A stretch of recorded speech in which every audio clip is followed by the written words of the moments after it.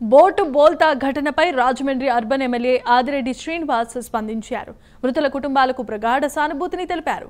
లంకలో పేకాటతో పాటుగా మద్యం సేవించేందుకు బోటుపై వెళ్లినట్లుగా విచారణలో తేలిందని ఎమ్మెల్యే అంటున్నారు. ఇకపై ఎవరైనా గోదావరి లంకలో పేకాటలాడినా, మద్యం అమ్మకాలు జరిపినా కఠినమైన చర్యలు తప్పవని ఎమ్మెల్యే హెచ్చరించారు.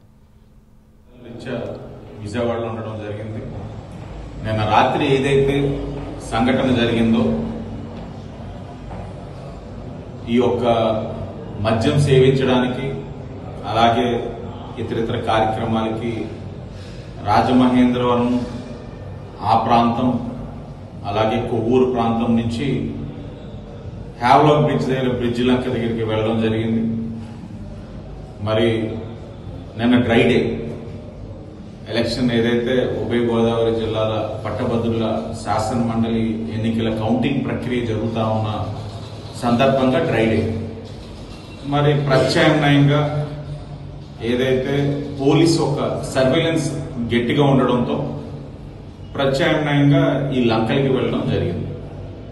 మరి వెళ్ళిన తర్వాత వస్తుండగా సంఘటన ఏదైతే జరిగిందో దురదృష్టమైన సంఘటన, మరి ఇద్దరు ఎవరైతే మిలిటరీ కాలనీ రాజమండ్రి రూరల్ సంబంధించిన వ్యక్తి అలాగే రాజమండ్రి సిటీ సింహాచల్ నగర్ సంబంధించిన వ్యక్తి ఈత రాక ప్రాణాలు